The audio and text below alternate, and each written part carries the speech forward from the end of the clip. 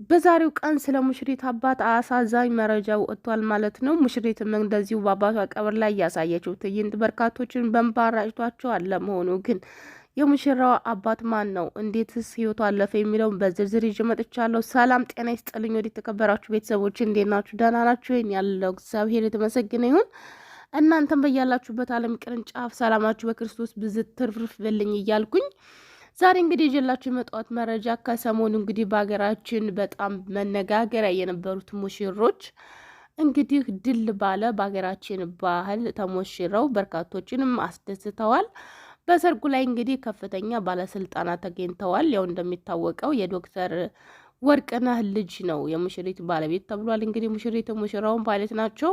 በሀገራቸው ላይ እንግዲህ እንደምታዩት በባህላቸው በጣም በሚገርም ሁኔታ በሚሊየን በወጣበት ብር ነው እንግዲህ ሰርጋቸው ራሱ የተደገሰው። እጅግ በጣም በሚያሳዝን ሁኔታ ግን የሰርጋቸው ድንኳን ገና ሳይፈርስ ማለትም ሰርጉ ገና ሳይጠናቀቅ ማለት ይቻላል እንግዲህ 2 ቀን 3 ቀን ገና ሳያስቆጥር ልል ያለው ሰርግ በርካቶችን መነጋገሪያ የነበረው ሰርግ እጅግ በጣም በሚያምር ባህላቸውን ወጋቸውን ሁሉን ነገር ጠብቀው የተጋቡት ሙሽሮች እንግዲህ ሳይውል ሳያድር ነገራቸው፣ ደስታቸው፣ ሰርጋቸው ሁሉ ነገራቸው ወደ ሀዘን ተቀይሯል ማለት ነው። የሙሽሪት አባት እንግዲህ ወደ ጀሞ በሚሄድበት ሰዓት የመኪና አደጋ ደርሶበት ህይወቱ ማለፉ ተሰምቷል። በዚህም ላይ እንግዲህ ሙሽሪት በቀብሩ ላይ ያሳየችው ትዕይንት በርካቶችን አስለቅሷል ማለት ነው። በዚያውም ልክ እንግዲህ አብዛኛዎቹ እንደሚሰጡት ሀሳብ አስተያየት ከሆነ የኢትዮጵያ ሕዝብ አይዘንብህ ነው እንጂ ካዘነብህ ከባድ ነው። ታዲያ የሙሽሪት አባትና የኢትዮጵያ ሕዝብ ምን ያገናኛቸው ብንል ምንም የሚያገናኛቸው ነገር የለም ማለት ነው። አቶ ወርቅነህ የተባለው ሰው ግን በጣም ብዙዎችን ህይወታቸውን ያሳጣ ሰው ነው፣ የሙሽራው አባት ማለት ነው።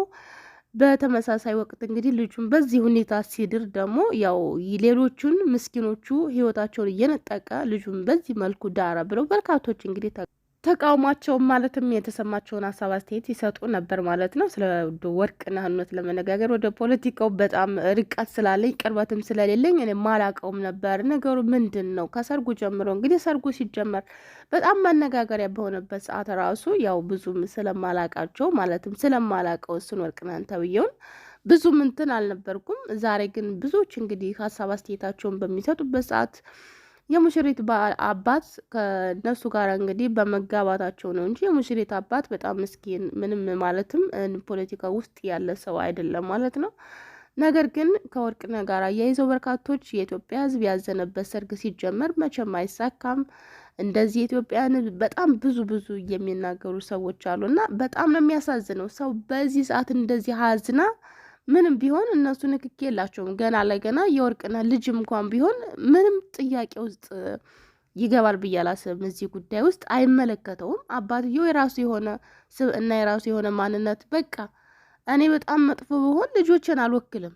ያ ሰው ራሴ ነው መወከል የምችለው፣ ማንንም መወከል አልችልም። እና ሰውየውን ብቻውን ነጥለን መውቀስ ነጥለን የተለያዩ ነገሮችን ማድረግ እንችላለን እንጂ ገና ለገና እነኚህ ሙሽሮች አሁን እንግዲህ ኢትዮጵያ ሕዝብ አልወደደላችሁም ሰርጋችሁም ማለት ይከብዳል ብዬ ነው ማስበው፣ እንደኔ አመለካከት ማለት ነው።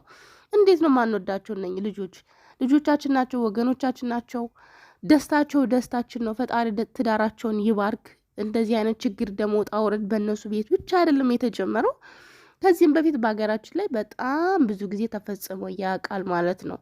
ብዙ እንደውም አንድ ሰው ሳይሆን ሙሉ ሰርገኛው ራሱ ህይወቱን ያጣበት ጊዜ ነበር። ከዚህ በፊት እንግዲህ ዘግበናል ይሄንንም እንጂ ገና ለገና የኢትዮጵያ ሕዝብ ቅር ስለተሰኘ እንደዚህ ወርቅነህ እንደዚህ በሌሎች ላይ ግፍ ሰርቷል፣ በሌሎችን ጨቆኗል፣ በሌሎች እንደዚህ አድርጓል ብለን ሙሽሮችን ማሳዘን አለብን ብዬ አላስብም። በተለያየ በኮመንት ላይ ስለማይ ነው እንደዚህ ምለው ማለት ነው። እና ያሳዝናል። አንዳንድ ጊዜ የምንናገረው ነገር ለይተን ብናቅ ጥሩ ነው። ይቺ ሙሽራ በዚህ ሀዘን ላይ ምን የምታውቀው ነገር የለም። ህዝብ የምታገለግል ልጅ ናት። ልጁም እንደዛው ሰውየው አጥፍቷል። ሰውየውን ለነጥለን ለብቻው መውቀስ ነው እንጂ ያለብን ከሰርጉ ጋር ምን ያያይዘው? አንዳንዶች በጣም ስለገረማችሁ እንደዚህ ብዙ ኮመንት ላይ ስላየሆንን የራሱ በዚህ ጉዳይ እውነት ለመናገር ማውራትም አልፈለኩም። ምክንያቱም ምንም የሚያስወራ ነገር አይደለም።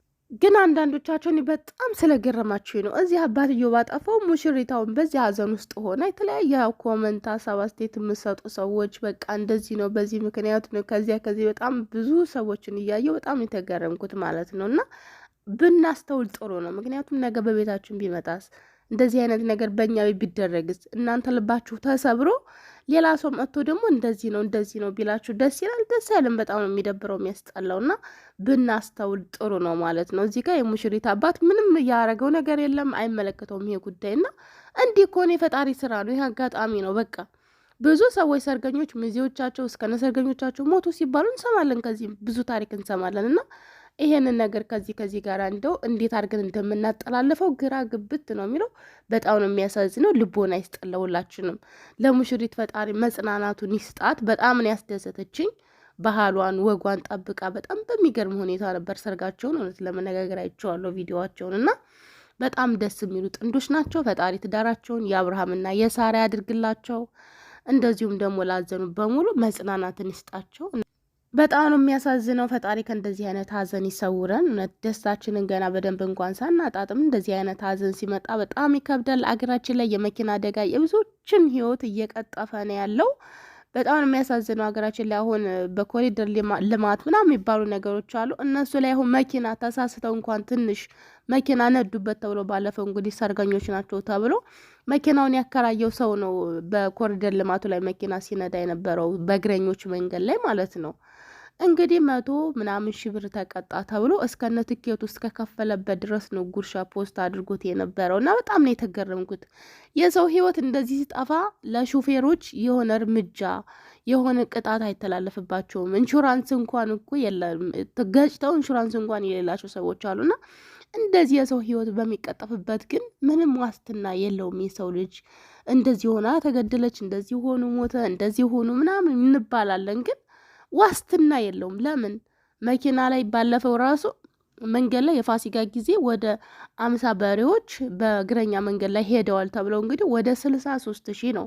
እሱም እንግዲህ ትኬቱን የከፈሉበት ሳይቀር ነው ፖስት ተደርጎ የነበረውና በሶሻል ሚዲያ ላይ ያየሁትን ነው የምነግራችሁ። ጉርሻ ላይ ብዙ ነገር ነው። ሳር ተገጨ ሳር ተንጨ ተብሎ ቅጣት ይሰጣል። የሰው ልጅ ህይወቱ ሲያልፍ ግን ምንም ማለት አይደለም።